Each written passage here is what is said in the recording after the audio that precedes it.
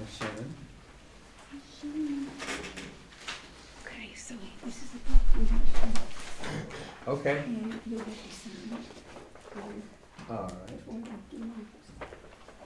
I didn't know anything about it, except Nora told me a minute ago, and I'm like, oh, okay, great. Oh, I didn't read the up there part. You can read Wasn't down in the main. Okay, ready to go. I call this regular session of the Lovington City Commission to order. Ms. Shannon, roll call, please. Mayor Roberts. Here. Commissioner White. Here. Commissioner Ramon. Here. Commissioner Rodriguez. Here. Commissioner Terry. Here. All right, if you'll join us in our invocation, Pledge of Allegiance. Commissioner Perry. Lord, we thank you for this beautiful spring day you've given us and all the many blessings and the blessings of living in this community. We ask, Father, that you'll be with those who protect us and those who protect our rights. Father, we ask that you'll be with this commission this evening, that you will guide us, impart wisdom upon us, that all the decisions that we'll make will be to the benefit of our community and according to your will. It's in Christ's name we pray. Amen. Amen. Join me in the pledge.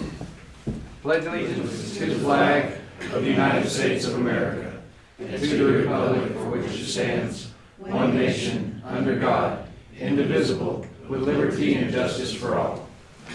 I salute the flag of the state of New Mexico, the Zia symbol of friendship among united cultures. You may be seated. All right. I'd like to make a motion for consideration of minutes as submitted for May 4th, 2026. Second. Have a motion. I'm sorry, it also includes April 27th minutes. And April 27th. Oh, I thought we did those at the last. No, we Yes, did. sir. Okay, I knew we did I minutes, thought I'm we did sorry. them at the special meeting. That's what I was saying, yeah. Okay, never mind. Oh, well, Yes, Won't I hurt to second. do them again, I even second. if we did. All right, we have a motion second for adoption of the 2 sets of minutes. Any discussion, corrections, additions? Hearing none. Ms. Shannon? Commissioner White. Yes. Commissioner Terry. Yes. Mayor Roberts. Yes. Commissioner Rodriguez. Yes. Commissioner Ramon. Yes. All right, brings us to our proclamation. Chief, you want to just join me up front? I'll try to get through this. Excuse me. All right. Thank you, sir. Whereas the Congress of the United States has designated this week of May the 10th through the 16th, 2026 as National Police Week and May 15th as Peace Officers Memorial Day to honor law enforcement officers who have made the ultimate sacrifice in the line of duty.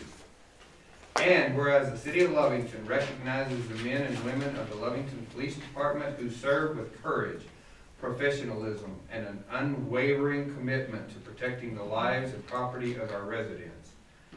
And whereas these officers work around the clock, often in unpredictable and high-risk situations, to maintain public safety, respond to emergencies, and uphold the laws of the state of New Mexico. And whereas the members of the Lovington Police Department continue to demonstrate resilience and dedication while meeting the evolving needs of the community, even during times of staffing challenges and increasing service demands. And whereas law enforcement officers not only enforce the law, but also build relationships, mentor youth, support victims, and contribute to the overall well-being and trust of the community.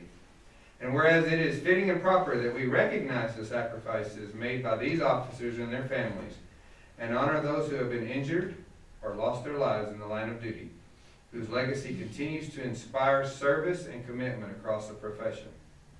Whereas the City of Lovington calls upon its residents to stand in support of the law enforcement officers to recognize their daily efforts and to strengthen the partnership between the community and those who are sworn to protect it. And whereas public safety is a shared responsibility and the continued success of our community depends on mutual respect, cooperation, and trust between citizens and law enforcement, now therefore I, Robbie Roberts, Mayor of the City of Lovington, do hereby proclaim this week of May the 10th through the 16th, 2026 as National Police Week in the City of Lovington, and I urge all citizens to take time to recognize and honor the service, dedication, and sacrifice of the members of the Lovington Police Department, and to observe this week with appropriate ceremonies, remembrance, and community support. In witness whereof, I have hereunto set my hand and caused the seal of the City of Lovington to be affixed this 11th day of May 2026. In witness hereof, I have set forth my hand and caused, that's the same sentence as the one previous. So, all right, Chief, I present this to you.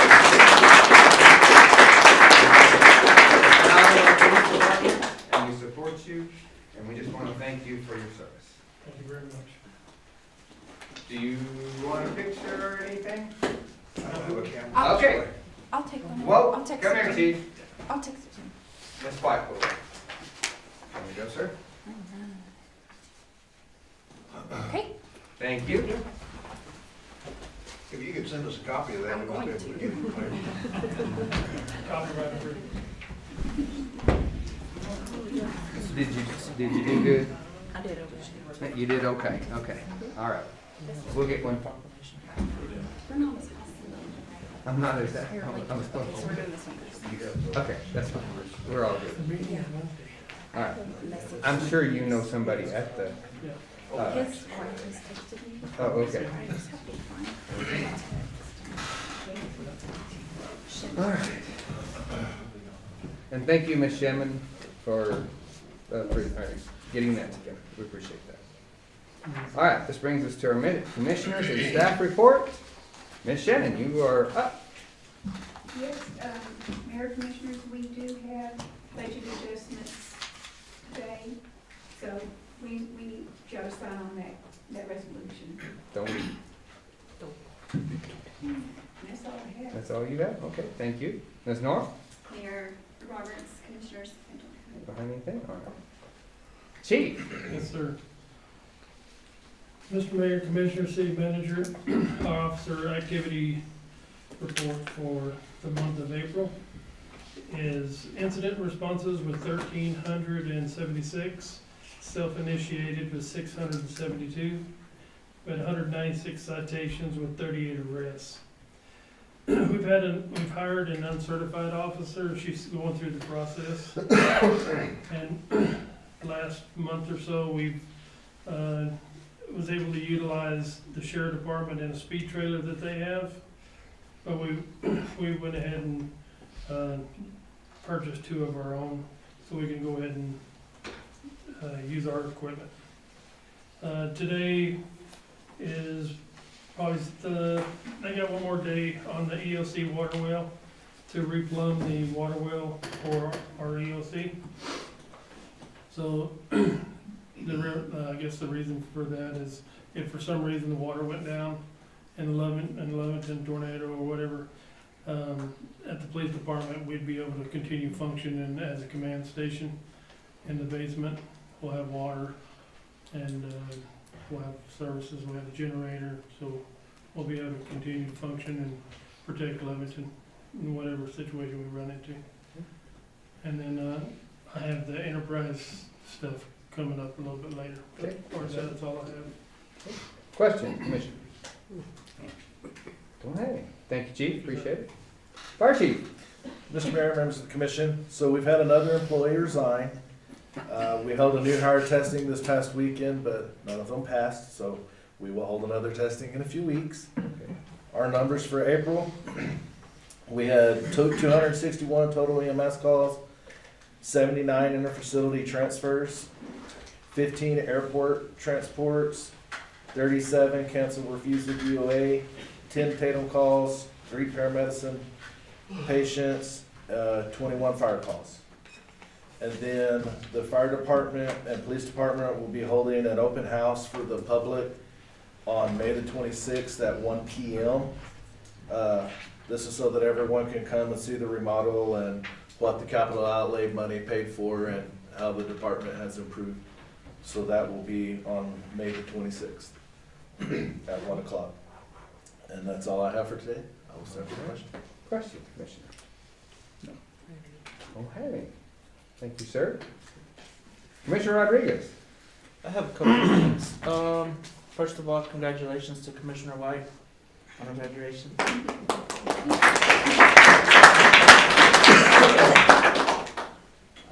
The next one, I was gonna follow up on the properties that we had, over on the north side of East. Mm-hmm. Did we ever get, Appraisal? appraisals on those? I think we did. Crystal's not here today, but as far as I know, the appraisal was done. Okay, if we can just get a follow-up on that one with Ms. Crystal on that one. And then the other one was on the fire hydrant, the exercising of those fire hydrants. Do we have a plan for that, or are we working on that, or? So not? they just got tested. We're gonna give them about 6 months, and then my guys are gonna test them all again, cause we're gonna do them twice a year. And they literally just all got exercised, in the end of March, beginning of April. So Okay. we were gonna give them and then exercise them again, cause we want to exercise them all right there and then go the whole year without exercising. Okay. Awesome. That is all I have. Thank you, Commissioner. Commissioner Ramon? I have nothing. Okay. Commissioner White? I have nothing. Nothing, sir. Okay. Thank you. Ed? Good afternoon, Mayor and Council. Commissioners, I do have a few things. Okay. Let's see, the financial report, I was absent at the last meeting. I was ill. I don't know if there was any questions that you had on there. The cash balances maintained pretty much the same amount previous at the end of February. The total cash was, that the city had was $28,797,000. And at the end of March, the cash was $29,490,000. Let's see, we had a, and then as far as within the statements for the month of March, there was, by each department and by each fund, you could see the budget, how it's going as far as for the current fiscal year. We did have a budget workshop on May 4th.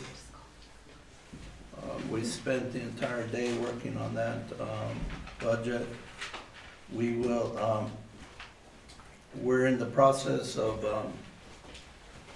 giving all that information that was provided to the commission and then response back to us. We're actually going in now and lining it all up and putting in projected revenues for the year.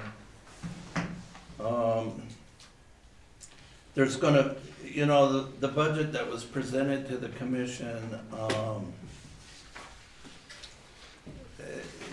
there's just no way that revenues are gonna cover the expenditures. I can already tell by the amount of money that was requested. So there's gonna be some cutbacks, the budget's gonna have to be cut back, the expenditures are gonna have to be cut back. Foreseeing that particular problem, and trying to set an example for the other departments, in the finance department, I cut 2 employees, and the total savings after you take the wages and the benefits and the taxes, it's $178,000. Hard to believe, just 2 employees.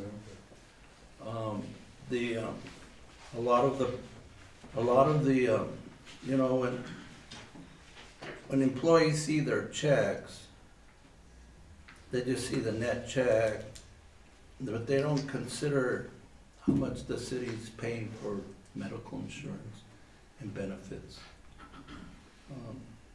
Roughly, on this one employee was 31% of the gross wages was also paid as far as benefits. So that adds up pretty quick. So we're gonna have a budget workshop on May 18th, be open to the public. Hopefully we can get it done in about 2 hours or so, maybe a little faster than that. I suppose we'll do it 5:30. I was fixing to ask, I think that's when we talked about doing it, is that what the commission, 5:30, A week from tonight. week from tonight? I know Commissioner Ramon won't be here, but she'll attempt to call in as much as she can. Okay. And there is a planning and zoning meeting at 4 on Monday, on the 18th. Just, Those don't usually last too long, do they? it probably lasts about an hour. We could roll back to 6 if you want. I say, let's try 5:30 and we'll boot them out if we need to. I'm just kidding. Well, I mean, if you want to go ahead and schedule for 5:30. And if we have to hold for just a few minutes, that'll be fine. Okay. Let's see, so we continue to work, well, let me jump ahead, before I talk about the April accounting. One of the issues that was brought up in the, budget workshop was the processing fee on the credit cards. And so, today I was doing a little digging into that, and, I discovered is that, the city is absorbing a lot of that cost. We're not passing that on to the consumer or to whoever's. For example, someone comes in, I looked at one transaction, someone came in and paid a license fee of $135. They swiped the card and the city got charged $5.40. And we didn't recover that from the person paying the fee. And, nowadays, if you go to many events, and you're allowed to, by state statutes, you're allowed to collect what you're being charged. You can't make a profit off of it. You can't charge more than that. So, we're gonna bring a policy to the board, approving that whatever they get, what we get charged, they have to pay that when they pay with their fee. That should help with the cost. You go around various business, you say, well, for a convenience fee, you get charged 4%. But if you wanna pay cash, obviously you don't pay that 4%, so then it's up to the customer, the citizen or what have you, to pay that use as a convenience to use their card or to pay cash. So we want to recover that. And then, as I mentioned, and so we're working on the April accounting, getting that ready. We'll have the financial reports at the next meeting. I guess that's about all I have. I don't know if you have any questions. Question? No.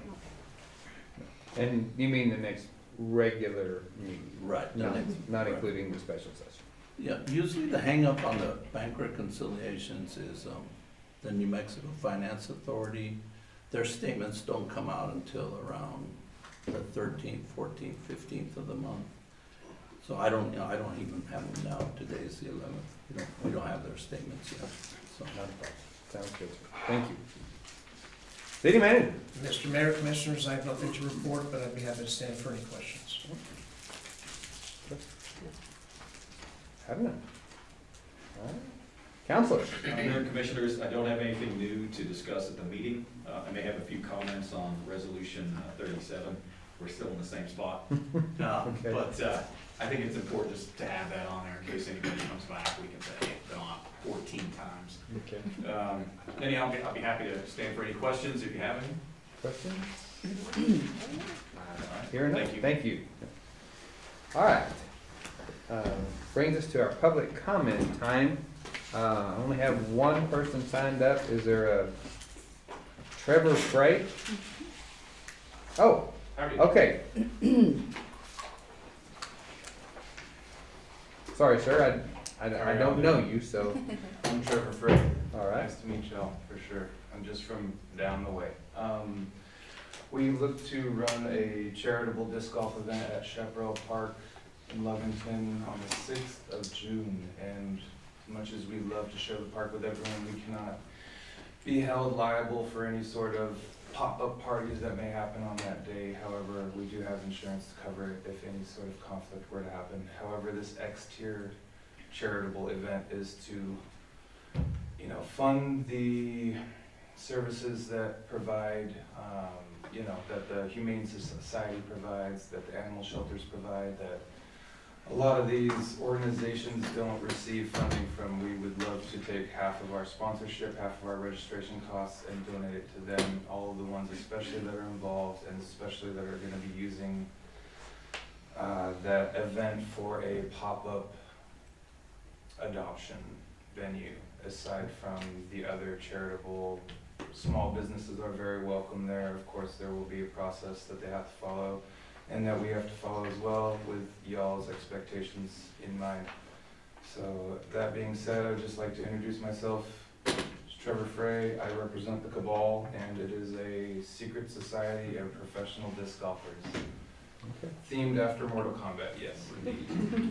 And a play on words for sure, for the specifics. But we do operate in the shadows with municipalities to develop disc golf courses everywhere. And you can see my work in Carlsbad, and you can see my primitive work in Artesia that they used and didn't really do a very good job with. So moving forward, you can see Carlsbad Disc Golf Course and 6 Mile Disc Golf Course in the very, very near future being erected with our help. So with y'all's light, if y'all are interested, I would love to remodel Chaparral Park with your graces, for sure, and the respect of the club that I am a part of as well. So I'd love to include Rudy in this process as well, and if Robert allows it. But yeah, that's pretty much it.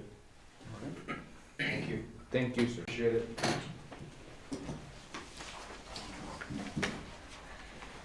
All right. Brings us to our non-action items. I guess we'll go ahead with Ms. Bolt. Discussion of the city infrastructure capital improvement plan, ICIP, part 2. Part 2 of 3, yes. Good evening, Mayor and Commissioners. So I had sent a packet to kind of get a look at, and last time we kind of reviewed the ICIP process. In the packet was also the current ICIP infrastructure capital improvement plan for 27 through 31. What I'm looking for today is direction for the updated capital improvement plan for 2028 through 2032. And then I will bring a formal resolution at the next meeting with the ranking, the tentative ranking. You'll pick the ranking of the projects that are most important that you feel for the city of Lovington over the next 5 years, and then we will send that up to the state. But if you give me some guidance tonight, I can start working on some project costs.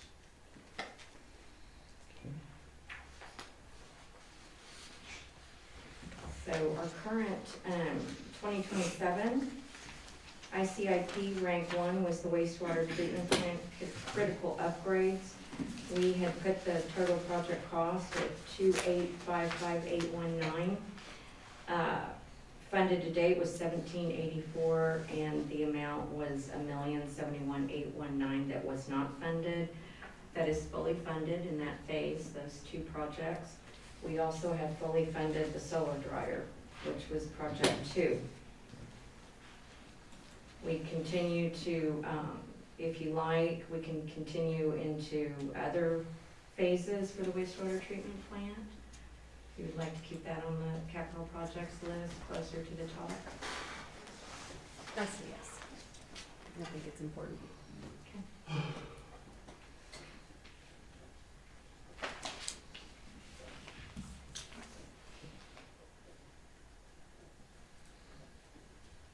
Do you, I'm just looking down the number 7, which in effect is part of the wastewater treatment plan, be the lift stations. I know we've done some work, I don't know them by number, I know them by location, so, it says number 3 and number 5, It would be Jackson, okay? Jackson Avenue, and right now the number for, that I just got the number, we're short. That project is 308, right under 385,000. I think you mean Jefferson? Jefferson? Jefferson? Okay. Jefferson. Jefferson Ninth. What's the number 5? That's just a number, it's not, it's Jefferson Ninth. 3 So- and 5 or both? So we have lift stations number 3 and lift station number 5 rebuilt. So we've determined that number 3 was Jefferson and 9th. So it's 5. Oh, they're both the same? I think they just, there's a number that that wasn't supposed to be in there. Okay. Oh, okay. Jefferson is the highest priority. Jefferson. And to answer what the mayor brought up, we have funded wastewater treatment plant and lift stations separately, and they've given it to us in the past, so it's possible to break them both out. So I can label the infrastructure capital improvement plan instead of lift station 3 and 5. I'll label it Jefferson and 9th, and I'll get with Robert. And our lift stations, we can put into the ICIP plan a priority at whatever priority you'd like every year for 5 years. So if you want to redo a lift station or do a new lift station, we put in 400 to 500,000 every Okay, year for that. so that one, we pretty much have EDC saying they're gonna do that one. If you wanna put a different lift station in that spot, Put the with one, Jefferson, the hill lift station is probably the next one on the hill. okay, that would be 5. That's what I said, was 5. So what I'll do on the Jefferson and 9th is I'll keep it on the list, but I'll put it down towards, closer to the end of the list, so we have it, just in case there's funding available, we can still show that we have it as a priority. Okay. Some of the other ones, we've had a big Chaparral Park revitalization and renovation project. We're doing well. We've had a lot of funding. That could be something else that you would like to keep on the list. The North Love, number 10, I'm just kind of jumping around. North Love lift station and RV dump install, number 10 is complete. Do we need to pull off number 6? It was in our top 5 last time around, and they didn't fund But it, do we so need to pull it off this list since we were discussing funding it on? if we were gonna fund it, yeah, out of capital projects, it would come off the list. What do you guys think? Number 6, that's true.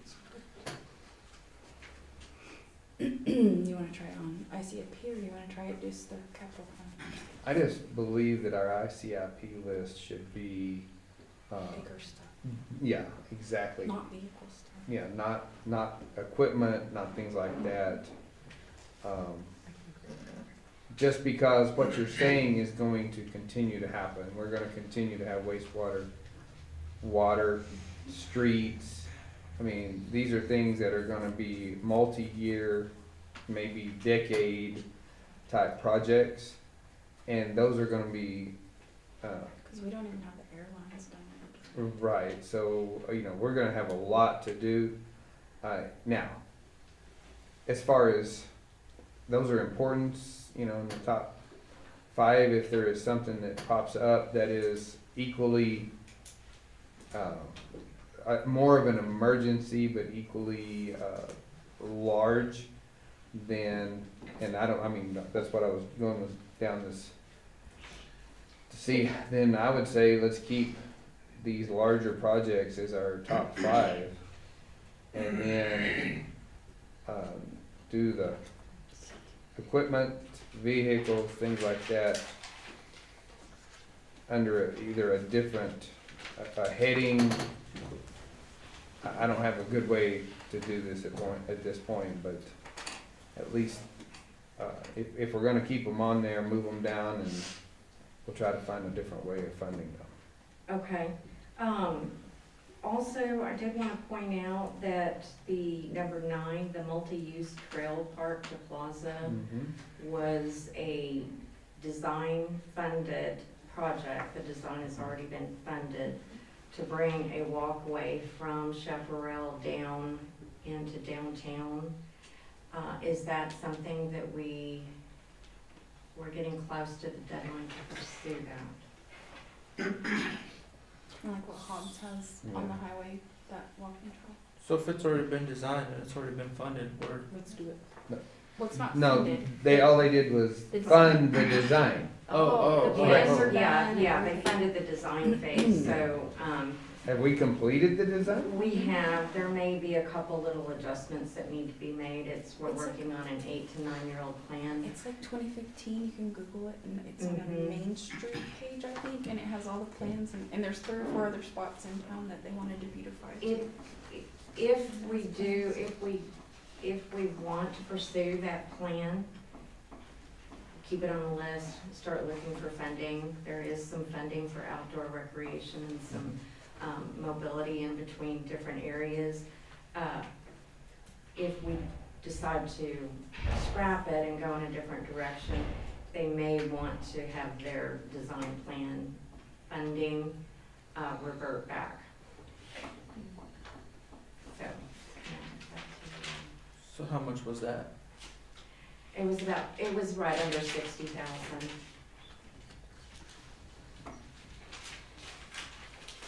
I don't think we go backwards. I mean, yeah, it's, the funding that you are seeking, is it going to be state, federal,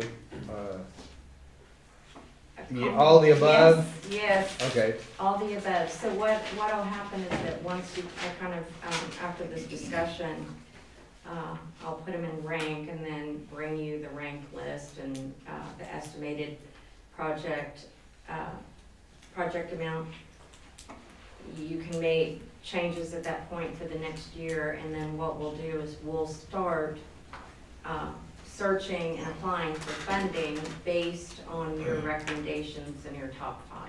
Okay. So if you, the wastewater treatment plant, when we start looking for different outlays and different funding sources, they like a little bit more specifications on what we're going to do. So if we say wastewater treatment plan, we have the aerators are being done, the liners are being done, the plant is, so we're in very good shape, but we might want to look at the main line, I believe, that's coming in to the city, that we may need to get that, some redundancy in there. We had the emergency generator for wastewater treatment plant on the list, we got funded for that. The governors will only look at the top 2. Right. So it depends on where you want to go. Streets, of course, are important, but what street project would you like to pursue? Do you still want to do ADA sidewalks connected through town?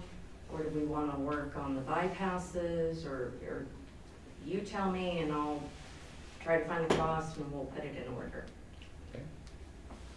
You mentioned the main line coming into town. Are you talking a main sewer line or the water line? Main water. line coming in from the well field. Is there a plan for an analysis for We've done- lifespan and health of that We've line? done a little study, we've got the Doppler done, they gave us the direction of it, how, the size of it, the length of it, more or less what it's gonna take. We're kind of in that spot right now, we haven't got anything else done.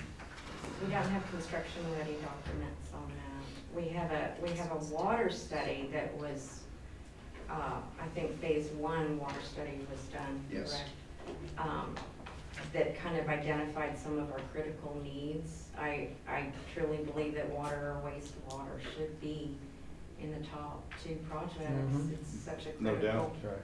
thing, so we can look at, if you'd like to have, I can work with Robert and the city manager and ask if, and have a meeting on what's that, just a target, and then put them into top 1 and 2. And of course, roads are always important. Do we want to add a possible discussion and once you kind of, and I'm sorry, our packets didn't come out until Friday afternoon, and I was on my way to Abilene, so I didn't get a chance to go through this weekend. As normal, I picked it up today, and do we want to add this to next week's? It'd be either before or after the budget, and if you want to have some, either Robert and maybe some of the others that would be involved here, and we can kind of discuss priorities. Yep. I mean, Yeah. this is up to you. Yeah, I just, absolutely. And again, once we did very well last year with categorizing the infrastructure plan and then getting the funding, Okay. which was great. So a lot of the stuff is coming off the list. right, And we can have, we don't have a large list. We can have 5 items, we can have 10 on the list. You can put one of any you want on there and we'll go find money for it. well, I think obviously the big ticket items are gonna stay there, Mhm. whether it's 1, 2, and 3, 1, 3, and 5. I mean, we're not gonna be able to move those for many years, so it's whether there's something that jumps up, and then the Right. involvement from the city would be part of that too, so, Okay. So we can add it to the May 18th?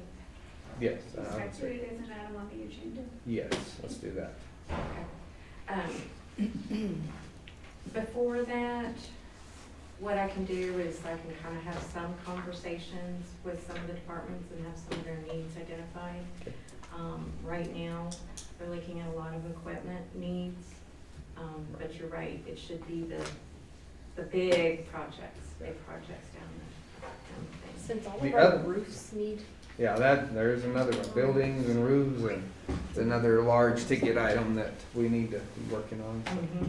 And then what we can do is have a plan for the roofs and, the capital outlay funding that came from our ICIP plan for the library is, that's how the library's getting taken care of, and it's starting June 1st. Okay. All right. The senior center is the same, we have to do a separate resolution for that. Right, We put 5 items on the list, and it's basically, renovations, and I did get the award letter from HUD Oh. on Friday. Okay. We got $390,000 for the interior remodel for the senior center. And we had previously gotten the $285,000, so they've had almost a total of $700,000 to put into revamping their facilities, so very exciting for them. And then I will bring the list, it's just basically 5 items, food transports, transport van, kitchen remodel, and then continuing the renovations, so. Thank you. thank you. I sent you guys 2 emails with those different walking things. They're too small to look at, so I sent them. Okay, Thank you. thanks. It has some pretty spots. All right, that took care of items 1 and 2. Officer Grady. Welcome this evening. Good evening, sir. Commissioners, Mr. Mayor. So I'm here again to talk about opioid settlement money. And I have some printouts. I wasn't able to get them to you guys in time for y'all's packets.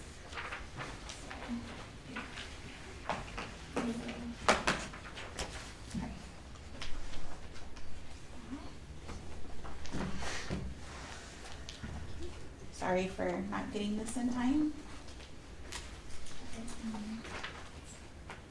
Is it different from what I already had this? No, did I give you two?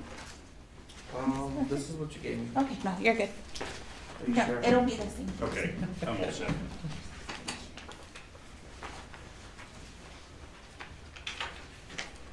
Okay, so I'm here this evening to talk to you guys about the opioid settlement and using it for the DARE program that I spoke with you guys about in January after I came back from the DARE training.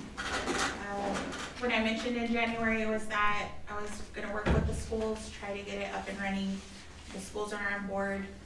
Mrs. Q has given me a green light to approach any grade level that I wanted to approach. The high schoolers, it's a 4-class course for the high schoolers. And speaking with the principal at the time, I told him I don't want to go into the classroom with high schoolers because they're high schoolers. I'd rather them have the opportunity to come to us and utilize the youth center. That would be in the evenings where parents are more than welcome to come along as well. And with the help of the Community Drug Coalition and Leila Serrano Robinson, she has also said that she would be willing to come out and do Narcan training, more informational stuff in reference to opioids, fentanyl, substance use disorders, not just containing to opioids.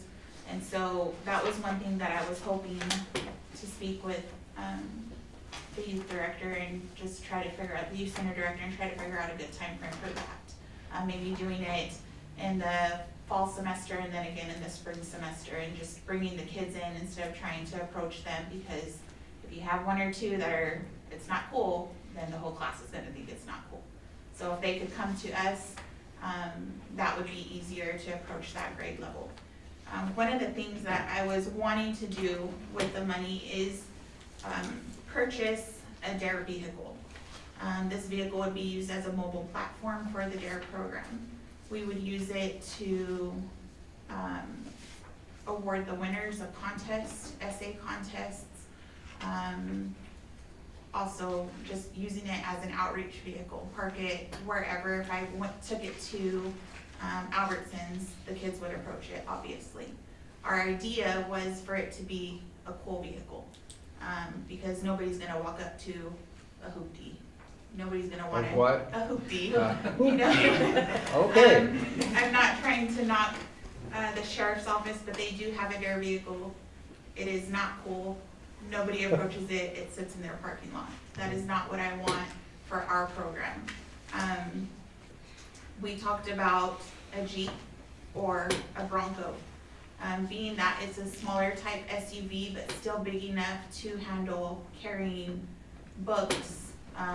Darren the lion, whose head is this big, sitting on shoulders. So we would need something where the top would come down if we were parading him around or taking him to a school or an event, even the fairgrounds during the fair, yes, especially for the parades. So that was one of the things that I had talked to Chief about. It would be good as a mobile platform to go around town in this vehicle with our mascot. And I have volunteers for the mascot already. My kids have volunteered their personal time to be the mascot, which we've already ordered, and it should be coming in by the end of July. So it'll be here in time for the fair parade. It'll be here in time for our booth that we're going to be setting up for the DARE program alongside the Lovington PD booth. So that stuff is already in the works. It's just one of these things that I would like y'all's approval to use it for, to use the money for.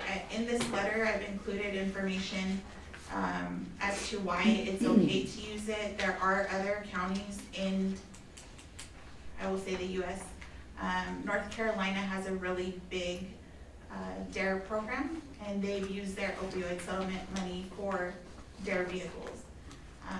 Speaking with our DARE program coordinator for the state of New Mexico, it's Sheriff Robles, Under Sheriff Robles. He's running for sheriff of Otero County. He plans on having DARE car shows. The money that's raised during those car shows would go back into that department. So if we took it to the state car show, people are buying tickets to put into our bucket. Whatever money comes into that will come back into our program to bring it back to Lovington and do what we need to do. Recently, Alamogordo PD had their end of year program party for the kids. They had, speaking with a friend from there, he said they raised over $20,000 just from businesses alone to have a picnic for the kids. They had water slides, they had it at the zoo there, a small zoo that they have, and just that was businesses. It wasn't money out of the opioid settlement, but everything they bought for the kids came from the opioid settlement. In that packet, I tagged all the uses for the program, and where it says funding evidence-based prevention programs in schools, or evidence-informed school and community education programs and campaigns for students, families, school employees, school athletic programs, parent-teacher and student associations, and others. That's on E12. That's the main thing that I would like to do with this money, is put it right back into our community, because opioid prevention starts with the kids, basically, and letting them know that you can say no this early on and continue the program. This is how I'm planning on tracking the program, and I put that in y'all's packet as well. It's just a tracking sheet. We'll be able to track how many students we make contact with on a weekly basis, if we're going weekly to the schools, or if we go and park, like I said, at Albertsons or at the fair, as a way of trying to keep track of who are we connecting with? How useful is this program gonna be? And I'm just hoping that as much heart that we're gonna put into it, Chief and I and the other two officers, I think that it's gonna make a big difference in our community if we start now. Of course, the opioid settlement, the last one ends in 2035. We'll get our last deposit from the settlement in 2035. There is still settlements, they're still in court right now, so there are 2 more that might be coming out. Walgreens, I believe, and I think it might be a Walmart settlement. So there is the opportunity that we may be getting more money in the future. Right now, we only get 2 settlements. We get the Allergan Fund and then the TIVA settlement. One is in 2029 and one ends in 2035, as I stated. So we have the opportunity to make this program good and at least see it sustained through 2035 without the other funds that are coming in. My hopes is that I'm gonna be able to approach the businesses and show them like, hey, this is what Alamogordo did for their kids. This is what Otero County is doing. Maybe even the county commissioners. This is what we would like to see here in Lovington, and if it booms here, then I see Hobbs picking it up. The county does really well. They only service Tatum schools, but their end of year party is dramatic. Those kids are amazing. When I went to training, my little boy was like, well, did you learn the 5 W's? Okay, that was 2 years ago. What are you, you know, just it sticks if we actually put in the effort and if we show them that we're wanting the buy-in from them as much as we're pushing it out, if that makes any sense. So that's all I have, is just in hopes that you guys would approve.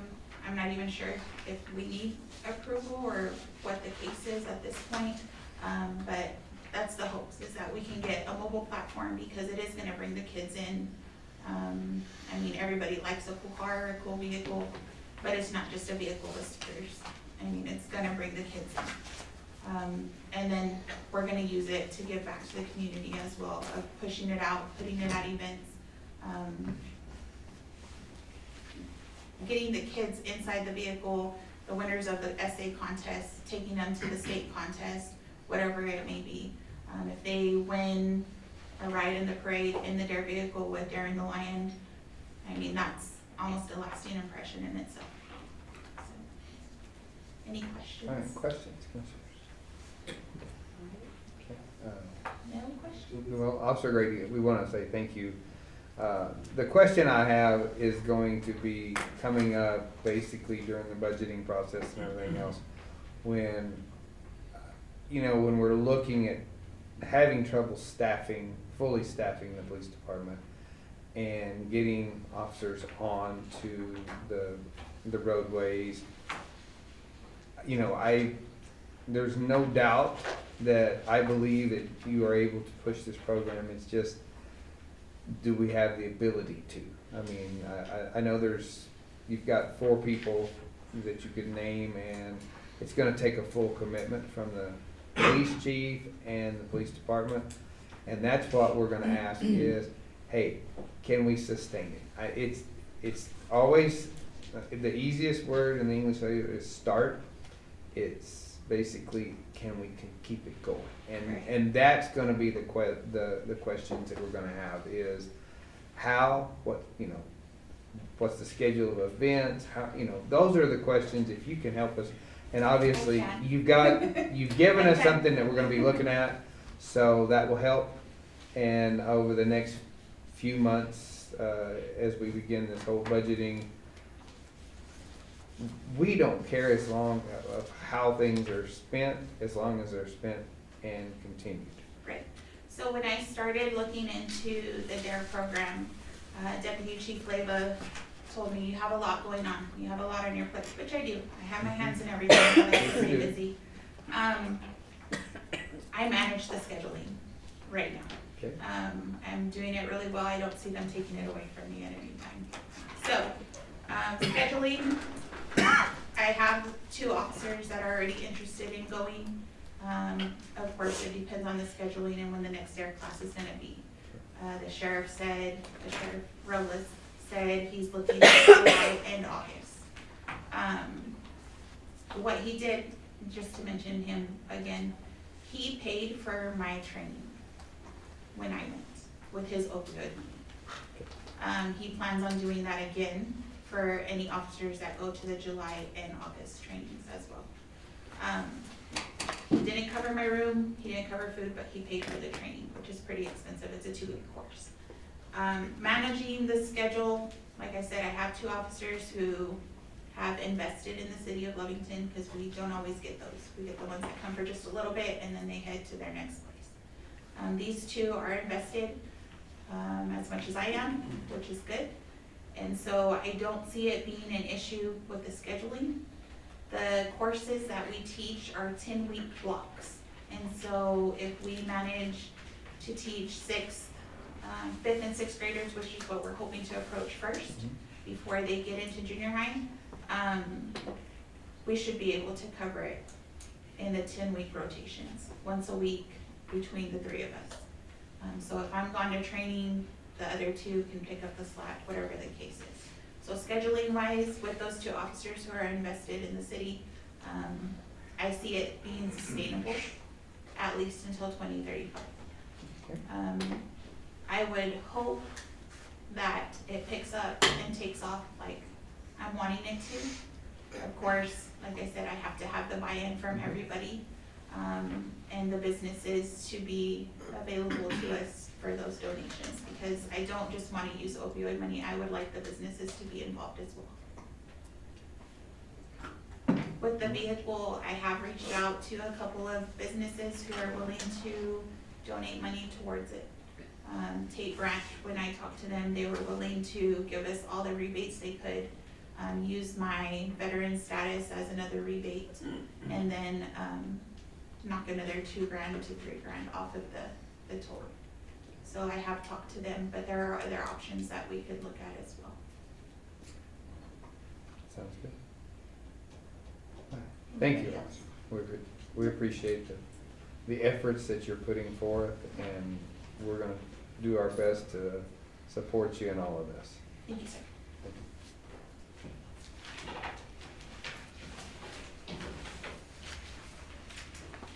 All right. Chief, you're up. Tell us all about enterprise lease vehicles. Yes. And Josh is gonna help you if you need anything. He's right behind you. What a friend. Here's the talking points that I'm gonna talk about tonight. It's enterprise fleet lease versus purchase. Okay. So we can kind of have a discussion in reference to one or the other. The purpose of this discussion is evaluate whether departments and city vehicles should be leased through enterprise fleet management or purchased outright. Determine the most cost-effective, operational, reliable approach for lease replacement and maintenance. Key considerations for enterprise fleet leasing. You always have a predictable budgeting. Leasing creates fixed monthly expenses, making budgeting easier from year to year. It reduces large capital expenditures associated with purchasing multiple vehicles all at one time. It can help smooth the budget impact by avoiding large replacement spikes. Fleet life cycle management. The enterprise typically is assets or scheduled replacement plans. The vehicle are often replaced before high mileage failure or costly repairs occur. Maintenance, a newer fleet and updated safety features and reliability. Your maintenance management.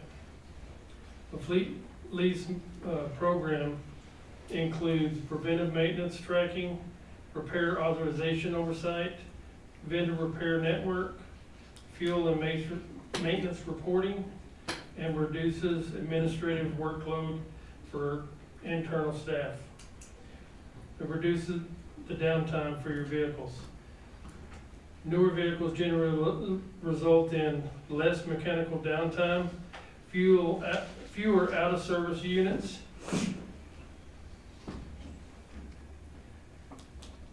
and then improve your operation readiness for your patrol vehicles or municipal service vehicles. Your cash flow preservation. All your equity in your vehicles belongs to the city. So as you buy vehicles and as you start to trade them in, all that equity goes back into your new vehicles. We wouldn't have to auction them off like we did in the past, where we run them down to where they're only worth $5,000–8,000, if that. Where actually we would trade them in to where they actually have value. And they monitor all that. Your leasing preserves cash reserves and capital funding for staffing, equipment, infrastructure needs, emergency expenditures, administrative support.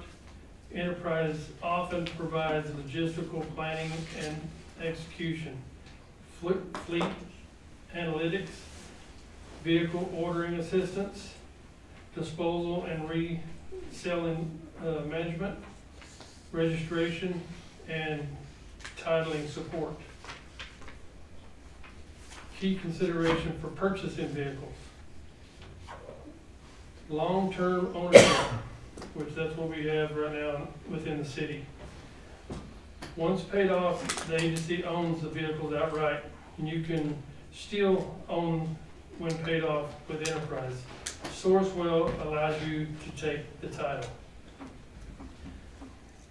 You can be adventurous if vehicles are kept or extended period from 8 to 12 years. This will increase safety risk and operational expenses. Lower life cost potential, high total cost of ownership with cradle to the grave approach, as shown in these 10-year model. Purchasing may cost less overall if currently the 10-year model shows that it costs more to run the vehicle and how they've been run versus cycle them in and out. Maintenance cost remains manageable. Vehicles are retained beyond financing period. Easier to permanently outfit, using the enterprise program. It's really easy to permanently outfit all your equipment. So what we normally do is we pick a vehicle And then AEP, the outfitter that we use for all our equipment, they usually tell us, they give us a quote of everything they want to put in our vehicles. Well, now that we're using Enterprise, we give Enterprise both of those, and they give us the vehicle, and they add all the AEP's equipment cost in the lease. So we don't have anything up front, normally like we normally have in the past. The capital expense challenges, as Ed was talking earlier, we're probably gonna end up having to cut some of the budget because of budgets are a little bit over. Large upfront costs can strain your annual budget. And delays replacements often lead to aging fleet, increased repair costs, more downtime, and safety vehicles. Some questions that we should think about is what is the total cost of ownership over 5 or 10 years of a vehicle with maintenance included? How long are the vehicles typically retained as we speak? What is our annual maintenance cost trends? How much downtime are we experiencing from the aged vehicles? Can current budgets support large capital purchases? What is the residual value and the replacement assumptions? How would police emergency outfit affect the lease?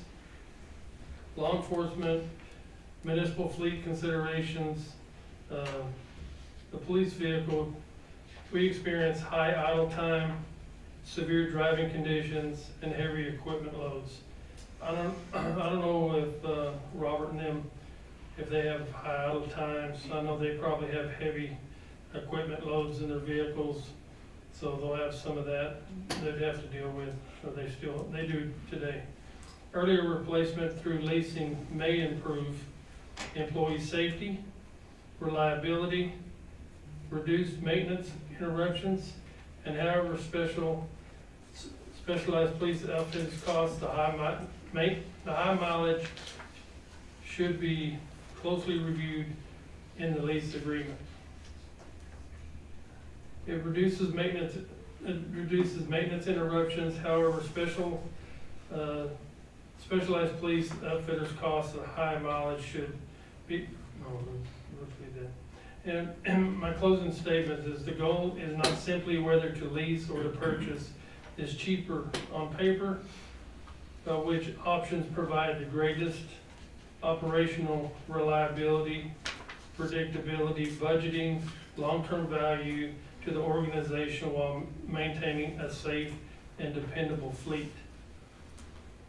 The core concerns of this fleet condition, not financing, continuing reliability on our aging fleet will result in escalating operational costs and safety implications. Our objective is to help achieve a healthy fleet. The method of funding is flexible and is not material to us, which is the enterprise. And they have open-ended quality lease regardless of how it is funded. Provide predictable budgeting, operational reliability, economics of scale to help reduce total cost of ownership while maintaining a safe and dependable fleet. They just wanted me to, Ed may understand this, but I don't understand it, but I'm still about to tell you. Enterprise advised me that to keep in mind, it's indifference to them how we fund the vehicles. If you have options to pay cash, finance to zero, or finance to a residual, if the city does not want to finance with Enterprise, or does not like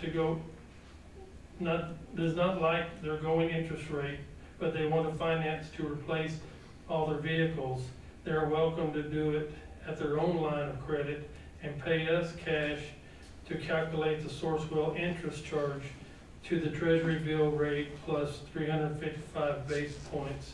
For example, if the T-bill rate is 4%, the base interest rate would be 7.5. Look, I think what I got from going through this whole process is our city needs vehicles. I mean, multiple departments need a lot of vehicles. We're way behind the 8 ball. And I can say the police department's in pretty good shape, but there's other departments that's not. And I mean, they're pulling pumps out of the ground by hand, and they're driving vehicles that don't have air conditioning and heating, and their ABS is not working, and there's airbags aren't working. So I think we can figure out how we're gonna get the vehicles, but I think, I personally believe that Enterprise is an easier fix. Yes, you have to pay interest. It's not a great option, but what we talked about previously is Robert was gonna get 10 vehicles. That was gonna be $500,000. I was gonna get 2 vehicles, $180,000. That's $680,000. If you pay cash, or you can go through Enterprise and it'd be $200,000 for all of them. But that's not really true. It won't be 200,000 for all of them. It may be 200,000 this year. First year. Okay. Yes, you have to pay every year. And then if we're in a better spot next year, you can pay them all off. But to me, it's like we talked the last commission meeting, you got $16 million, why aren't you buying all the vehicles? Well, we've got a lot of other things to do too. Without a doubt. So it allows you to spread the wealth and do a bunch of different things, unless putting all your money in one pot and making sure all the employees of Lovington safe going down the road, and we get to fix all this other stuff. I'll stand for any questions. Question. Is there any, with the leasing program, is there any effect on our insurance costs? No. No, just, we provide our same insurance like if we just paid a vehicle outright cash. And it's like Officer Grady, she had a blowout, because we have the maintenance program. She called roadside assistance, went out there, they fixed it. It goes in the maintenance program. Anytime we break down, we go and then we deal with it. Pay oil, we get oil changes, we give them a maintenance card, it's in the program. Have you had a vehicle that was a total loss and seen how that all worked with Enterprise? We haven't had any issues with Enterprise right now. I can go onto the portal and I can look for any vehicles that, if there's any recalls or anything that's going on with those vehicles. They're keeping up with all of our odometer readings. All the mileage is in there. They tell you when your next oil change is. They tell you everything about that vehicle.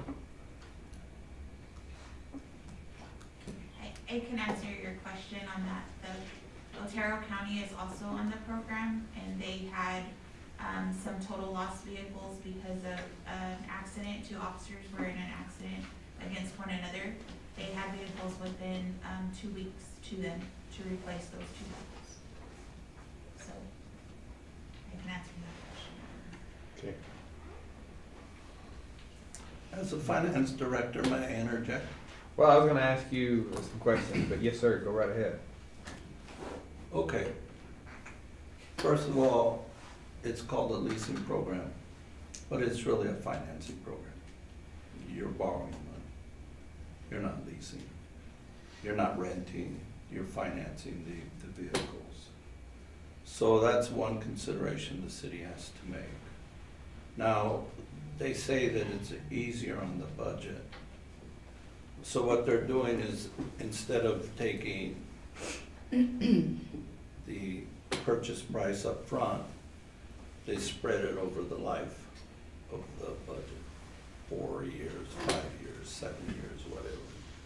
And then they keep rotating them in and out. So as far as the maintenance, it seems to me that the city ought to be able to manage that internally and not, you're paying for a service. They talked about the blowout. Well, you pay for that. You pay for that service. So, they're gonna make money off the city. That's what that's why they're into it. So, I don't know. My recommendation is the city not do that. And look at, there is a need to purchase vehicles. The problem is you can't solve the problem all in 1 year. It's gonna take some time to do it. And so depending on the budget, what's available, the commission will decide which ones, if they decide not to go through enterprise, to decide which ones, how to best approach it as quickly as possible and get it going, if you decide that. Questions? Mr. Fierro, yes, and this is to you and the city manager. In hearing all of this for the past couple of meetings, I think our first is we need to assess our fleet and we need to come up with a plan on updating, replacing, whatever we need to do, and then that will dictate a purchase, lease, whatever we come up with as a best solution for that. Do you see, Mr. Fierro or Mr. Miranda, do you see any reasons that we couldn't come up with that and then evaluate and I hate to say budget because it is a capital budget also, but kind of come up with over so many years we can get all of our vehicles up to a standard and that we could then maintain. I kind of expressed that to the enterprise group the other day, a cost analysis type, because I don't even know how many vehicles we have in the city, truly, and where do we stand? I know one of the conversations I had with Commissioner Perry, in 4 years, I know that we purchased, I believe, 5 or 6 vehicles twice. And then last year, I don't know how many you got from Enterprise last year. What was your? 3. 3. Was that what it was? So we're somewhere around 15. How many are in the department at the fleet? We have, how much I brought, from 2025 to 2022, there's 15 vehicles. From 2022 to, I think it's 2015, there's 10 vehicles. One of the 2022s has 124,000 miles on it, and the other one, the top 10 or top 15 vehicles are in pretty good shape. Other than that one, the other ones are really high mileage. You're talking about the older ones. The older ones. Yeah. And they're not in real good shape at all, besides the mileage. This particular budget, if I was fully staffed, I'd have 23. Okay. And I was only with this current budget to put a budget for 20. So there's 3 positions that, if it stands today, that I still ain't gonna be able to fill. Well, I agree with your thought process, and I defer to the city manager and to the department heads for them to analyze. That's kind of where I was. That's where the first step Yeah, is. that needs to be our first step before it really comes. I mean, there's no way we can even assist in deciding which way to go. I mean, Yeah, I was just told to come. Okay. Mr. I Mayor, understand, Commissioners, I'd be happy to put together a cost analysis and criticality list for all the departments. I think that's step one, Kind of do a replacement plan. yes. And then the financial director then can look at the impact per year and we can then see How to fund it. how to fund it, yes. And then you might get Ms. Bolt, I think she stepped out, I was gonna defer to her also. But, Get like 3 CES quotes and I plan mean, them yeah, against each let's, other and get a quote from Enterprise too. if we come up with a plan, then we can look at opportunities, you know. And we talked about getting a full-time maintenance person to do the service on our vehicles, stuff like that, but we don't have that. So the maintenance program with Enterprise is $7 a month per vehicle. So, Oil changes are If I outrageous. can, I know the fire department, we probably pay every year just in maintenance alone, well over $100,000. We could afford to pay a city mechanic to work on our trucks for cheaper than we're paying to keep them running. And they would be better maintained. And they would be better maintained. Instead of going to Lovington Tire to get oil changed, you would take it to your city mechanic. I mean, that right there saves a lot of money. it's 130 for regular vehicles. It's a lot. We understand. That's No, the I was reason- just in a, $7 you know, a car. so you have to take that into consideration as well, of what we pay in maintenance getting these trucks every year maintained. And I think Robert has the same problem. You could get a turbo switch. We do all our that own goes in the maintenance, we garage. just do it in-house. Well, like, we can't because we're covered by DOT, we have to have it worked on by an ASC certified mechanics. So that's where our stuff is kind of different than like theirs. Right. Any further questions? I want to tell Chief thank you Yeah? for putting Thanks, yourself Chief. out there That's and right. taking charge of this, and because it's more than just your department. And No, my vehicles are in decent shape, but thank you for but checking on it for everybody. Okay. Thank you. All right, moving on. Mr. Rasmus. Sorry for all of the information. That's the reason I kind of gave you an opportunity, but You we're, did, and we're grateful to be here. Good evening, Mayor, Commission, City Manager, City staff, community members. Before I get into my talking points here, I just want to kind of say who's in the audience with us. I have my leadership team here. Saul Villarreal is our credit manager. Jason Pringle's our chief credit officer. Alfonso is our chief lender. And Rose is the face of our Lovington branch. She's our branch manager. And Lydia is our chief Operating officer. operating. I also have my family back here because they wanted to go after this to go to Dryland and get some pizza. So okay. helping some. We're gonna hurry you along here. We're So- trying. So they gotta sit back here and hang out with you and listen. I wanna take a few minutes to share a story. It's not a flashy story, but it's our story on how we partner with Lovington. We currently employ 17 people, Lovington residents, right here. Our payroll is just under 700,000. When you add in vendor purchases, local taxes, household spending, our employees, their families, our total economic impact just runs right up under $2 million for the city.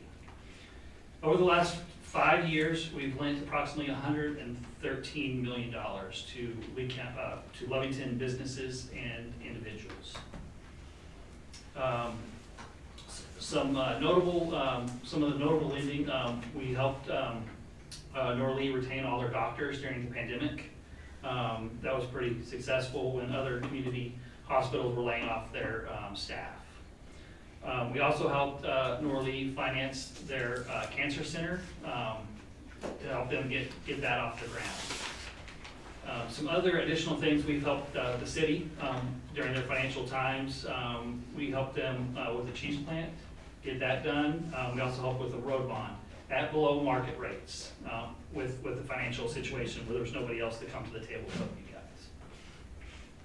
guys. We also help local builders construct 60 new homes, custom homes here in Lovington. Every year, Lee County State Bank contributes to Lovington charities, schools, youth programs, and causes. Last year, we supported 78 local organizations with over 100,000 in total giving. Some of these organizations, and it's pretty funny because it's the first I have is Lovington Police Department Police Appreciation Week, so talk about timing for that. So and we just gave again this year. Lovington baseball, Lovington softball, they just gave me a nice signed ball. They're doing pretty good. They're in the playoffs. Lovington schools, the Tennis Matters, after grads. Lovington Lions Club, Chamber of Commerce, EDC, Wreath Across America, Science Fair, Cheer, RoboCats, Youth Sports, Main Street, Rotary, and Norley Foundation, just to name a few. There's 78, so quite a few. This is approximately about $500,000 to Lovington organizations that most of you guys either you serve on their boards or you lead those organizations. And it's just not about the money, it's about the time that we give back to the community. Last year, Lee County State Bank employees contributed 240 volunteer hours to help local causes, which includes reading in the classrooms. I want to thank the City Commission and the city for the long-term partnership with Lee County State Bank. We've been a partner for a very long time.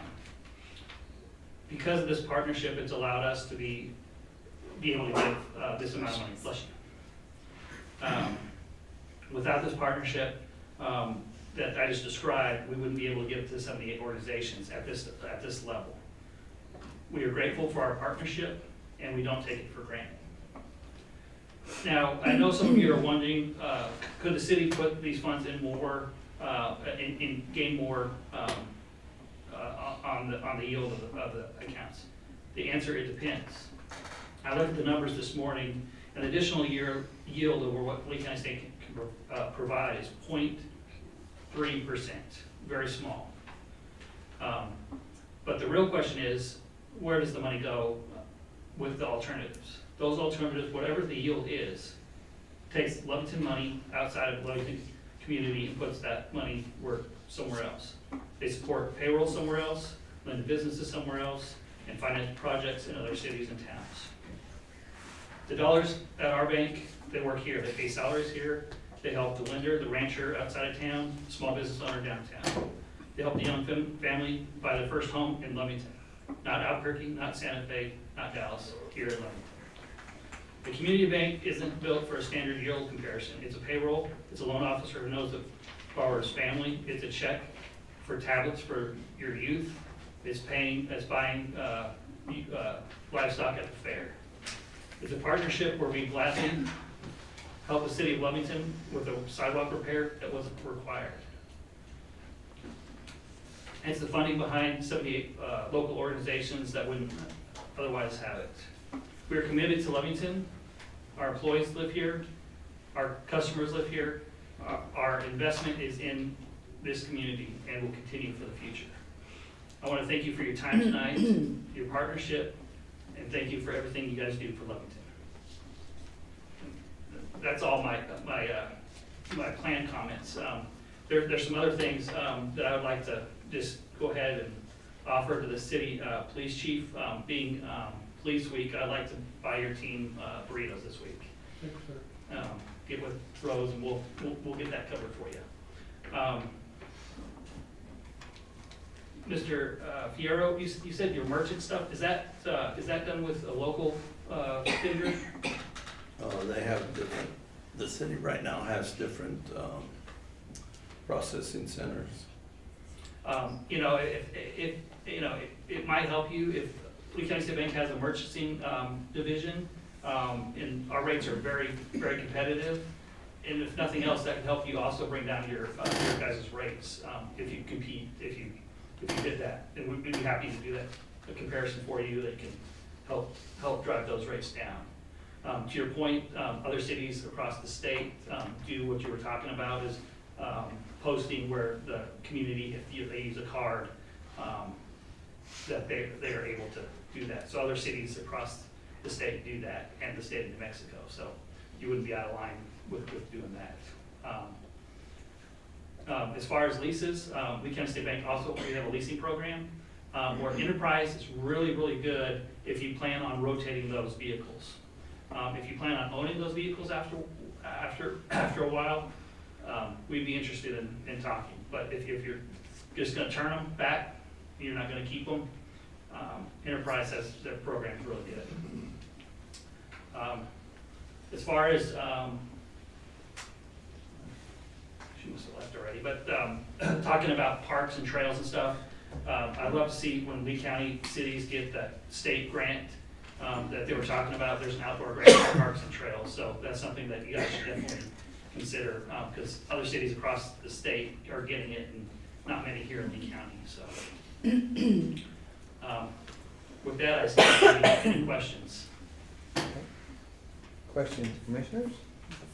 Okay. Questions, staff? Yes. Okay. Okay, so this whole issue, for the newly elected city councilors here, this issue first came up, and I guess the reason why the County State Bank president is here presenting to you is, first of all, there's a whole series of statutes within New Mexico laws that govern how you're going to invest idle money. And so this whole issue, when I began my employment with the city in July, and there's just a lot to catch up. And when I got to the issue of the cash, I realized that Lee County State Bank, since they're present here, and I'll use the name of the bank, present, they have this investment vehicle that the city is using right now. It's called the sweep account. And what they do is, okay, so the city has the main checking account that maintains a balance of $3 million. And sometimes, like say when the gross receipts tax come in, the balance goes up. So what they do is they sweep that money out, and then they invest it. And then when the money comes back down, they'll put money back, and they're trying to maintain that balance. So what it does, where it helps the city in a respect, is that we're not worrying about whether we're gonna be able to pay our bills. Because we know we have all this money in the sweep account, so we just pay our bills. So in a sense, it's taken away some of the duties of the finance director, because the finance director is responsible to make sure that you have sufficient cash to pay your bills and your management. Okay, so this issue was first brought up to the mayor and to the past council around October of last year. And I mentioned to him that, in my opinion, the municipality was not complying with state statutes in the regards to this particular investment. Because the reason why is the money's invested at Lee County State Bank, but then they turn around and they buy CDs throughout the United States. And state statutes prohibit a municipality from buying a CD in an institution outside of the state of New Mexico. So there's one problem with the investment. If you pierce behind the veil that they have this investment, you can see where all these CDs are located. And they're located right below 250,000, which is the FDIC portion. They keep those CDs. So they must be marketable securities that they're buying. Okay, and then, so what they do is they buy those CDs, they get a percentage, and then they pay the city a percent, and they retain part for their service, they retain a percent. And they're usually retaining about 1.25, anywhere from 1.1% to about 1.3 or 1.4% they're keeping. And that's their fee for managing those services. So in February, we wrote a letter to Lee County State Bank and to the other banks here within the geographic boundaries of the municipality. And we said that the state finance office said that you need to have, when you have excess money, you need to have a certain interest rate. And if you can't meet that interest rate, we're gonna put the money where we can meet that interest rate, which in this particular instance is the state treasurer's office. Now, the credit union returned the CD that we had, and Western Commerce Bank returned the CD. They said we can't meet it, so we're gonna return that CD to you.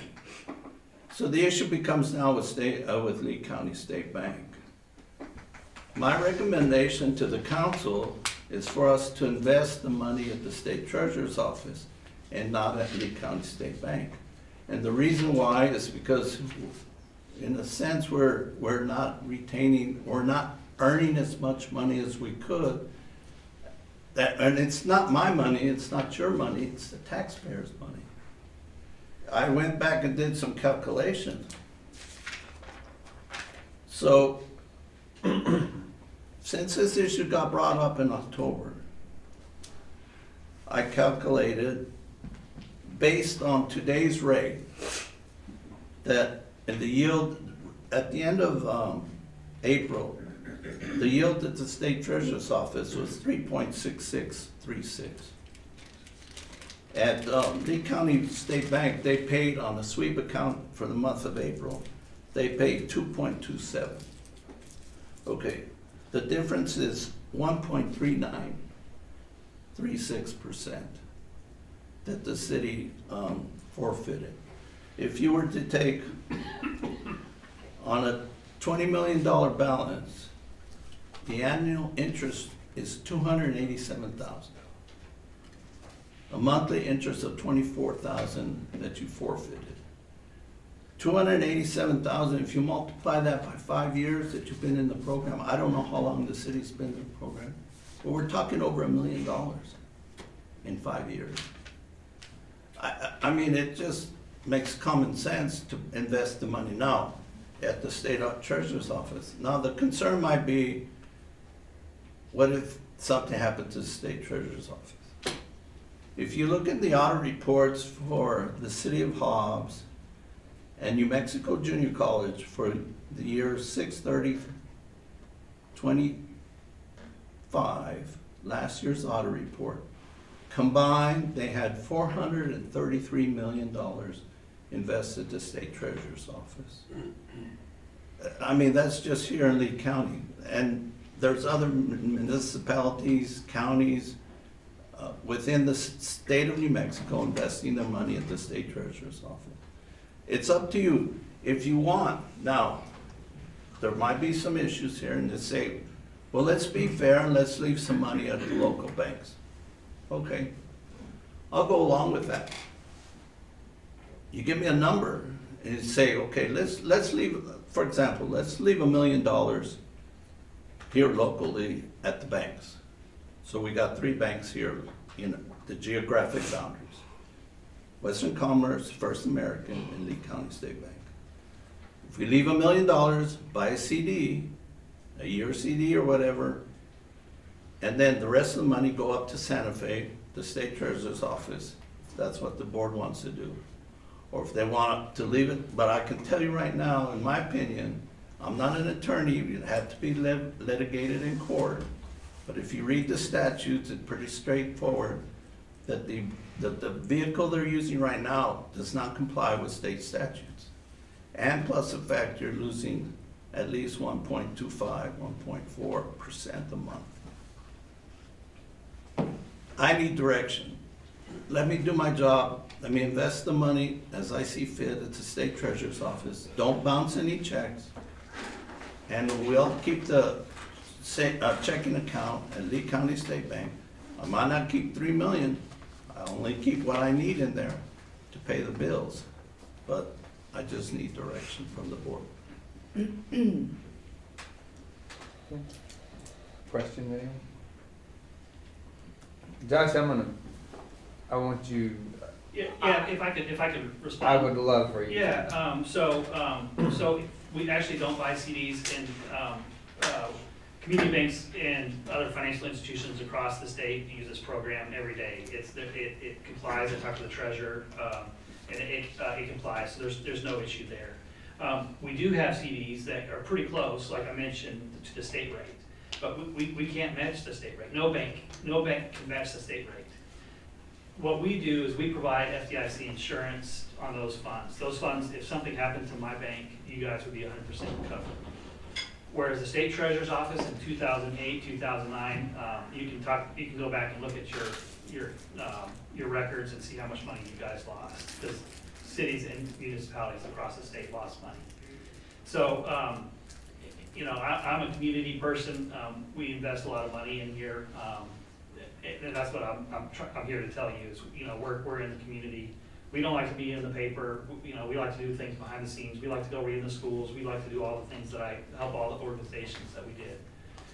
And like I said, you can't really compare, but we can get close to what the state does and have it insured, so you guys are close. But by my calculation, I looked at what the state was paying. What did you say it was? 3.6. 3.6. We have 1 year CDs that are paying 3.6. Yeah, so we could actually match what the state is, or with today actually, so buying a CD. So, I would say support all financial institutions, not just the banks. There's other financial institutions to match you guys can in the community, because all these financial institutions are maybe not at the level we're doing, because we have the checking account and stuff, but they are investing in your community. They have employees here in your community. They're building houses, they're financing houses in your community. So it's up to you guys on what that's why I'm here today. I appreciate what Ed's done for the financials, because you guys couldn't get financing in the past. The state, you guys have had a fairly clean audit. Was it clean? Has it come back yet? Yes.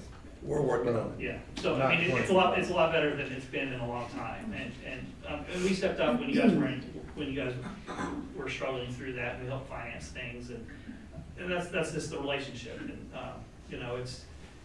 it's where the relationship matters for you guys, and I think we can get really close to what the state does, but we can't match the state, and no community financial institution can. So you guys, the relationship is, where you guys gotta decide on what that spread is, is it 50 basis points? I think most of us can get fairly close. Is it 1 basis point? That's up to you guys, so. Other questions? Any questions? How are you able to insure our funds 100% if something happens? So so the funds that aren't swept, we pledge bonds, so we put bonds, municipal bonds up as collateral. 50%. 75%. Or is that what you do, 75? But, so to answer the question, the FDIC will cover 250,000. And then state statutes require that at least 50% of your balances be pledged with instruments that they consider allowable, like U.S. Treasuries and other New Mexico obligations. But Josh just said that they go up to 75%, so you still have risk there. And the state treasurer is really good.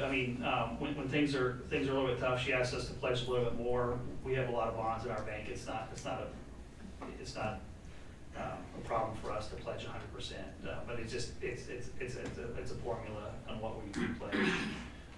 Right now, we could be pledging at 50%, but we're at 75%, and the state treasurer watches that pretty closely. So you're saying 100, but you're doing 75.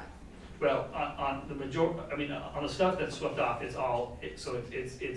we partner with other financial institutions, so it's 240,000 is what we sweep off. So it's under that 250 that FDIC insures. Yeah. So it's insured 100% on the portion that's swept. Yeah. On the portion that's swept off, the investment piece that you're talking about is insured 100%.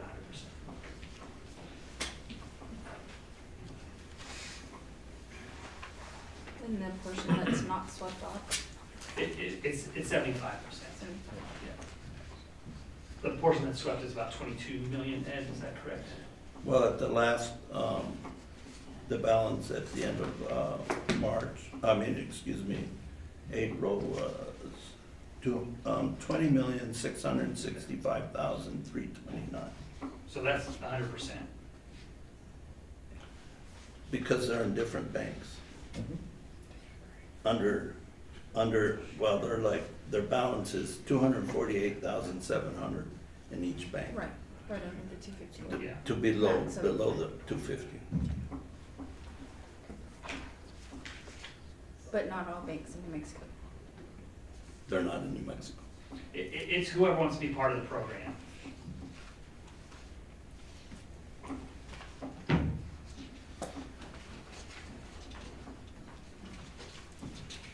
We just need I need, as a finance director, I need guidance from the governing board is how you want the idle money invested.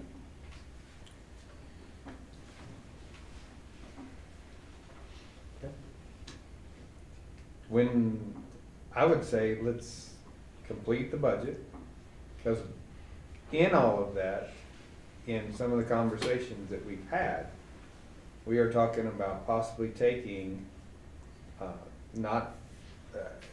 taking cash reserves and possibly buying vehicles or whatever. So we need to look at the impact from the budget workshops that we are doing on the cash and then see what we believe our true balance is and what we're willing to carry comfortably as far as investment or whatever. Because obviously, we don't need all of our money readily available. I don't see us spending in the next month, whatever you said earlier, $28 million. Well, and another interesting part is, and Josh can correct me if I'm wrong, they're not very liquid. If I told them tomorrow, I say, I want $17 million, they couldn't, in the next day or two, they couldn't produce that $17 million. It's all tied up. I'll correct you. I was fixing to say. I can do it today, if you wanted to move. Yeah. Well, you left the impression with the Well, city manager. it puts us in a bind, but we can get it. It's not the program. I mean, it's our capital is what it, I mean, it attacks our capital ratios. So that's what the problem is. But for the program, you can do it, I mean, within a day. And you said the state approves of your sweep account practice. Yes. So for your peace of mind, can you get a letter from the state on that they approve of their sweep account practice? And Well, I think I could write a letter to the state auditor's office and see if. because you have your information and his colliding and they're not. Right, So I mean, to make yourself feel better, make us all. but I mean, if the main contention I have is the loss of income. Mhm. I mean, not, you know. We all so- understand it. Yes. So, I mean, it doesn't. But you wanna make- also be state compliant, and if you know you're not supposed to invest out of the state, but you are in a way, make sure that is covered. I mean, I can ask for that. Yeah, that's what I'm. Clarification, Yes. yeah, I can ask for that clarification, but still, my concern is the loss of money. I mean, you know, so anyway, I don't disagree, and then another interesting part as we're doing the budget is that the way the accounting has been done up to now, the sweep account is all located in the general fund. And And it probably should be allocated amongst the funds, for example, in LIDA. They don't get any interest, but but they have a balance of $2.3 million or whatever, and they should really have interest. So that's why, another reason I've been holding off is I wanted to get this kind of cleaned up so that if we decide, okay, we're gonna invest money at the state treasurer's office, then I can have one particular account for LIDA and say, oh, this is my LIDA account, and then I know every month the interest that's generated belongs to them. I understand. And you know, so, then Saul says they have a CD that matches the state rate So, but you don't want all your eggs in this one basket, so you wanna contact the other banks and see if they have a CD that matches that rate as well. But they say that we've already But contacted. if you tell them this bank has it, they might be able to come up with something for you. Well, So, I that's mean, true, just too. question Or that. within a range, I mean, Yes. I would say like within 50 basis Yes. points of what the state's paying, I mean. Right, but we're also not supposed to keep everything in one place. We're supposed to spread it evenly amongst the other institutions in the city. I don't have, I would love that. So, And just so the other members here, I am part of a bank. I understand Lee County State's position. The reason that I am fortunately part of another bank that is not in the city of Lovington.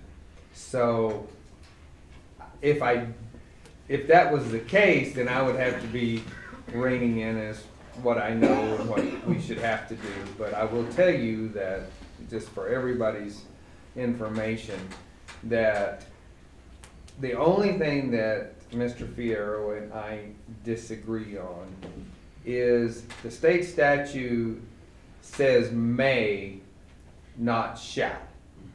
And we had that discussion, but that doesn't change the way the commission wants to move.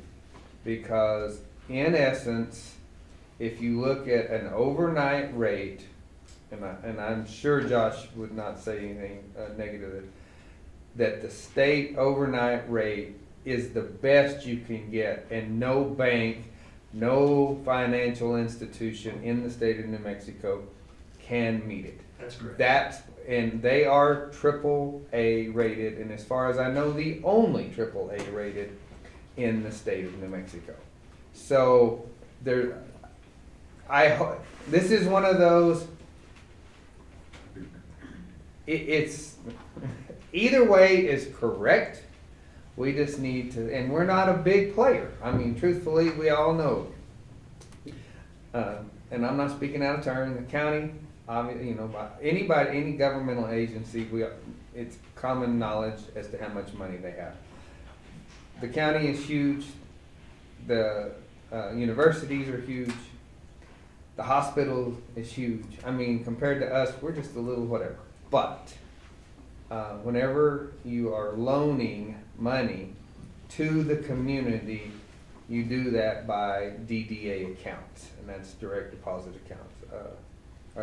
Anyway, so it's what's good for whoever you're looking at the time. So I agree with Mr. Fierro.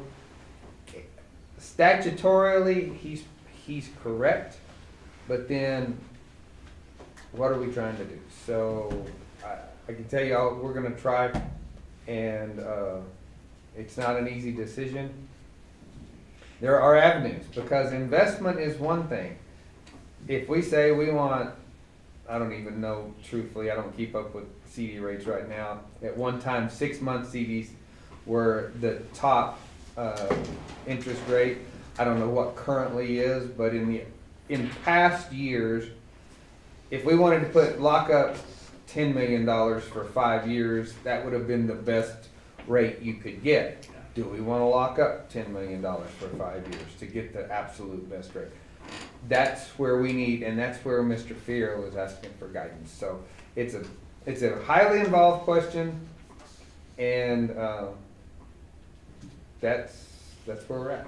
And that's just for the community's sake, so they kind of have an understanding. I would like to just add one thing. Absolutely, sir. If I went into my office and brought you back a check for $287,000, would you be happy and deposit it? You know that, Ed, we have no problems with it, and I understand. That's all I'm saying. That's what we forfeited. I do understand that. But you're really not forfeiting that, because the stuff that we're doing back in the community, maybe the city forfeits it, but we're putting it back in the city. So that's why I'm here today, is to show what our bank has done for Lovington for a long time, long-time partner. And when things got tough, we stepped up and we took care of you guys. So, and I get what he's saying. I mean, he's trying to show you, but at the end of the day, I think we can get close. But I think it's up to you guys, like what that closeness is, because it gives that ability. So. Good. Thanks, John. Thank you. Appreciate it. We're gonna make some pizza. I know some kids are ready, so. I'll get you some. And thank you, Ed. We appreciate your concern. No, we haven't had, I mean, and I'm not speaking for the new commissioners, but we haven't even had this discussion over the past few years. We didn't know where we were. So the fact that we're talking about it is still good, that we now have options to look at. And we appreciate it. All right. Because we have more than $5 now. Exactly. All right, so this brings us to action items. Floor is ready for a motion on the first item.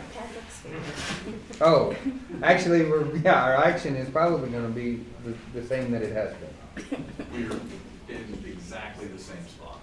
Do Okay. you want it to just, I just let it to the ride. next building, That to way, next when, meeting? yeah, someone shows up and their hair's on fire, we're already set on the next agenda, and we can say, hey, look, we've had you available for the last 3 meetings, and, you know, crickets, so. I'd like to make a motion for resolution 2026-037, approval of temporary use gas permit, to table it until the next regular meeting. Second. Yeah, motion and second. Any further discussion? Shannon? Commissioner Romano? Yes. Commissioner White? Yes. Mayor Roberts? Yes. Commissioner Perry? Yes. Commissioner Rodriguez? Yes. Okay. I'd like to make a motion for resolution 2026-055, approve advertising of ordinance to increase penalty assessments on certain municipal codes. Second. Okay, motion and second. Discussion, do we have any? Mr. Mayor, Oh, Commissioners, Crystal and I have had lengthy meetings with the people who are redoing some of our code ordinance penalty assessments. We need more time. There's more that we didn't realize has to be done. We're asking for maybe another month. Okay. We just want to amend it to postpone it to The last meeting in June. the last meeting in June? Okay. Yes, sir. It's gonna be, well, maybe a busy meeting, but it, First meeting of July, maybe? Sure. Okay. okay. Amend the motion to move to the first meeting of July. Go ahead, second. Okay, motion second to postpone this until first meeting in July. Any further discussion? No. Okay. Staff comments? And I'm sorry, I left public, I was near the lost part.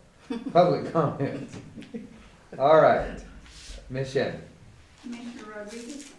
Yes. Commissioner Romano? Yes. Commissioner White? Yes. Mayor Roberts? Yes. Commissioner Perry? Yes.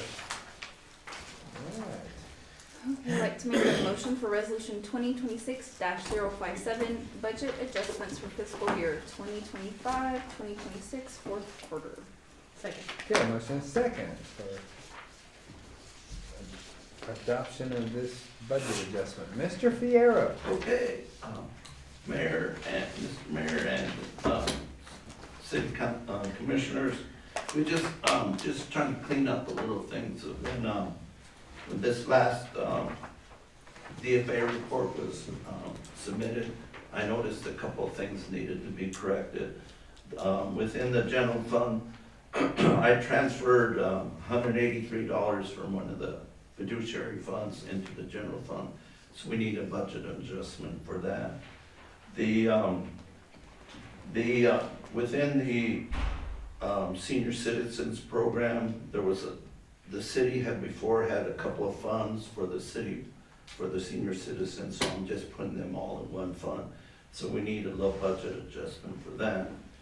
And then the last thing is that Maddox Foundation had provided the city with a grant for internet connections and the like, and there was like $4,000 that was left over. And I asked Mrs. Bolt what the status of that was, and she says, well, let me talk to the foundation, and they gave permission for her to spend the money for the youth. basketballs and things like that. Okay. So we needed a budget adjustment for that. So just those three little things. So I'm just keeping a real close eye on the budget. I don't want to be over balanced at the end of the fiscal year. Sounds good. All right, questions, Commissioner? All right. Staff comment? Public? Shannon? Commissioner Perry, Yes. Commissioner Romano, Yes. Commissioner Rodriguez, Yes. Mayor Roberts, Yes. Commissioner White. Yes. No please this time, Ed? I thought that was a great touch last time. Oh, no, I'm gonna give Shannon a corrected copy. Okay, So no, please. so no please. No, please. Just, Just this. please now. Okay. That's all my kids. Please now. Please. All right, Okay, I'd like to make a motion for resolution 2026-058, approve road closures for Smoking on the Plaza event. Second. okay, motion and a second for approving this resolution and Lovington Main Street. Good afternoon, Commissioners. I'm Joanna. I'm with Lovington Main Street, and we are about right around the corner for Smoking on the Plaza. So we are just requesting to close a couple of streets for the event itself. So Smoking on the Plaza is a large community event that brings significant foot traffic downtown with a IBCA sanctioned cook-off. And it has live music, vendors, fun activities for the family. And so the closures will begin Thursday, May 28th at 5 p.m. with additional closures on Friday, May 29th at 5 p.m. after we discuss that with the county. So we are looking, the primary closure will run along Main Street from Washington Avenue to Avenue B. And we have already received approval from the state to close the highway. The other ones are Central Avenue will be closed from the east side of Love Street to East Street and from the south side of the intersection of Love Street and Central to Avenue A. And then from First Street to Main Street, those will close Thursday at 5 p.m. Avenue A will be closed from First Street to Love Street beginning Thursday, May 28th at 5 p.m. And Love Street will be closed from Washington Avenue to Central Avenue beginning Friday at 5 p.m. And then Central from Love to Main will also be closed beginning Friday, May 29th at 5 p.m. We did have to discuss with the county about early voting that's going on. So we will be providing services in our golf cart to like bring people around into the entrance of the county. That way we don't have ongoing vehicle and traffic throughout the event on Friday and Saturday. So on the map provided, the event footprint is centered throughout the downtown district with cook teams located near the Lovington Public Library parking lot extended onto Avenue A and surrounding areas. Vendors and activities spread throughout the corridor and family activities located between the Lee Theater and the museum. Emergency access will be maintained at all times, and we are coordinating closely with the city departments, which we meet on Wednesday, to see what we can do on our part to maintain everything correctly. This event continues to bring strong community engagement and supports our local businesses, and I'm happy to answer any questions. We're not closing Main Street at all. I'm sorry. I was trying to keep up with your whatever, but I finally. Yes. Main Street will be closed. Well, that's what I Thursday. thought, but I couldn't find it on the resolution. No, on this. Oh, we usually don't put that in the resolution because we just get approval from the state for that. Okay, that. Okay, I don't that remember. was where I got lost in all of that. I'm Okay. sorry. I don't remember if it was last year or the year before, they had a big semi truck come down Main Oh, Street. Oh, it was 3 years that was ago? those Yeah. fan, those fan blades. Their state's very sure they're not gonna let that Yes, happen. we have coordinated with them. Okay. Yeah. All right. Any questions? Further discussion? All right. Staff comment? Public comment? Shannon? Mayor Roberts, Yes. Commissioner Romano, Yes.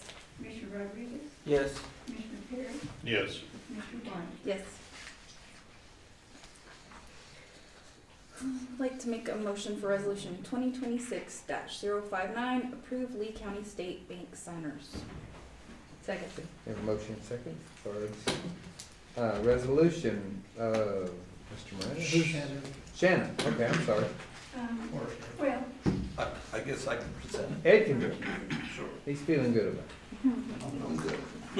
I got my budget passed. There you go, that's right. Without employees. I haven't seen the resolution, but I believe the resolution is just providing or authorizing me to be a check signer. I can get you there in just a second. Yes, it's Okay. renewable. Yeah, Ed is a signer too. That's it.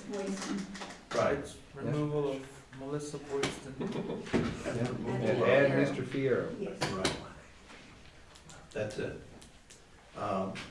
It should have been done months ago on the treasurer. The reason I was delaying was I was doing the bank reconciliations, and there could be a little bit of Conflict of weakness in- interest. weakness in internal controls. Right. So,